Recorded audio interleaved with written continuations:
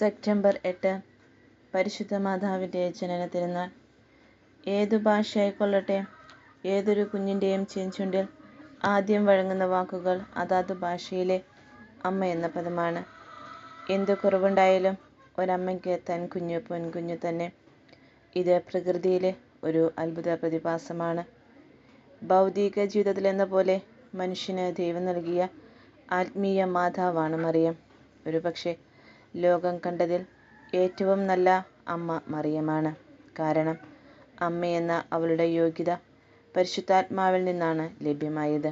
ആ അമ്മയുടെ ജന്മദിനമായി തിരുസഭ കൊണ്ടാടുന്ന സെപ്റ്റംബർ 8 സന്തോഷത്തിലാണ് നാം. പരിശുദ്ധ അമ്മയുടെ ജനനത്തിന് സുവിശേഷത്തിൽ യാതൊരു സൂചനയുമില്ലെങ്കിലും വിശുദ്ധ യാക്കോബിൻ്റെ അപ്രോക്രിഫൽ രചനകളിൽ നീതിനിഷ്ഠനായ ജോവാക്കാമിൻ്റെയും ഭാര്യ ഹന്നയുടെയും വാർദ്ധക്യത്തിൽ ജനിച്ച കുഞ്ഞായി രേഖപ്പെടുത്തിയിരിക്കുന്നു. ഈ ജനനത്തിന് കാനോനിക സാക്ഷ്യമില്ലെങ്കിലും ക്രിസ്തീയ ജീവിതത്തിൽ ഒഴിച്ചുകൂടാനാകാത്ത ഒരു ആഘോഷം തന്നെയാണ് അവളുടെ ജന്മദിനം. 6-ാം നൂറ്റാണ്ട് മുതൽ മാതാവിൻ്റെ ജനന തിരുനാൾ കൊണ്ടാടുന്ന ഒരു പാരമ്പര്യം നിലനിന്നിരുന്നു. രണ്ടാം ആളായ പുത്രൻ തമ്പുരാൻ മനുഷ്യനായ ഭൂമിയിൽ അവതരിക്കുമ്പോൾ വാഗ്ദാനം പൂർത്തിയാക്കുവാൻ അതിന് തക്കതായ ഒരു സൃഷ്ടിയെ അമലോത്ഭയായി ജനിപ്പിക്കുവാൻ ദൈവം തിരഞ്ഞെടുത്ത ഭാഗ്യതാരമാണ് മറിയം. അങ്ങനെ അവൾക്ക് ഒരേ സമയം കന്യകയും ദൈവത്തിൻ്റെ അമ്മയാകുവാനുള്ള വലിയ കൃപ ലഭിച്ചു. മാത്രമല്ല, ആ ശരീരം അക്ഷയമായി സൂക്ഷിക്കപ്പെടുവാൻ അവൾ സ്വർഗാരൂപിതയായി എന്നതും ഒരു വിശ്വാസ സത്യമായി തിരുസഭ പ്രഖ്യാപിച്ചിരിക്കുന്നു. യേശുവിൻ്റെ ജനന അറിയിപ്പ് വേളയിൽ ഗബ്രിയേൽ ദൂതൻ നന്മ നിറഞ്ഞവളെ എന്ന് അവളെ സംബോധന ചെയ്തില്ലെങ്കിൽ അവളുടെ ദൈവസന്നിധിയിലുള്ള മഹോന്നത സ്ഥാനം തന്നെയാണ് വെളിവാക്കപ്പെടുന്നത്. ഇപ്പോൾ മുതൽ സകല തലമുറയും എന്നെ ഭാഗ്യവതി എന്ന് പ്രകീർത്തിക്കും എന്ന സ്തോത്രഗീതത്തിലെ വരികൾ ദൈവിക പ്രചോദനത്താൽ ഉദ്ഗീരണം ചെയ്യപ്പെട്ടവയാണ്. തലമുറകൾ എത്ര പിന്നിട്ടിട്ടും ആ വാക്ക് ഇന്നും അന്വർത്ഥമായിക്കൊണ്ടിരിക്കുകയാണ്. അവളുടെ പുത്രൻ്റെ യോഗ്യതയാൽ അവളെ സകരക്ഷക എന്ന സ്ഥാനം നൽകി ഉയർത്തിയ ദൈവം അതിനാൽ തന്നെ മനുഷ്യരിൽ നിന്നുള്ള ഏറ്റവും വലിയ മധ്യസ്ഥയായും അവളെ ഉയർത്തി. പല പാഷാണ്ഡതകളും ദൈവമാതാവിനെതിരെ ഉയർന്നു വന്നെങ്കിലും അതിനെല്ലാം നിഷ്പ്രഭമാക്കിക്കൊണ്ട് മറിയത്തിനോടുള്ള ഭക്തി ഇന്നും വർദ്ധിച്ചു വരികയാണ്.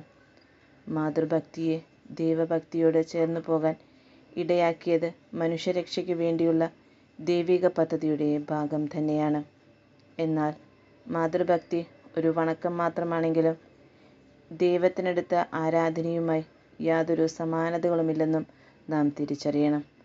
പരിശുദ്ധ ജപമാലയും ദൈവമാതാവിൻ്റെ നൊവേനകളും തിരുനാളുകളും തീർത്ഥാടന കേന്ദ്രങ്ങളും അത്ഭുത സംഭവങ്ങളും നമ്മെ യേശു സ്നേഹത്തിലേക്ക് നയിക്കാനുള്ള ദൈവിക ഉപകരണങ്ങൾ മാത്രമാണ്. ദൈവിക രഹസ്യങ്ങൾ ഹൃദയത്തിൽ സംഹരിക്കാൻ കഴിയുന്നതും കൊണ്ടാണ് മരണവേളയിൽ പോലും അവൻ്റെ രക്ഷാകര കർമ്മങ്ങളിൽ ചേർന്ന് നിൽക്കാൻ അവളെ സഹായിച്ചത്.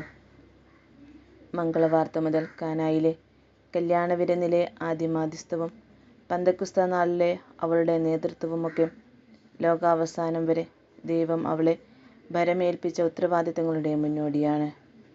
ജീവിച്ചിരിക്കുമ്പോൾ ദൈവം ഒരാൾക്ക് നൽകിയ ഇത്തരം അംഗീകാരങ്ങൾ ലോകാവസാനം വരെ തുടരുന്ന അസ്തമിക്കാത്ത അനുഗ്രഹം തന്നെയായിരിക്കും.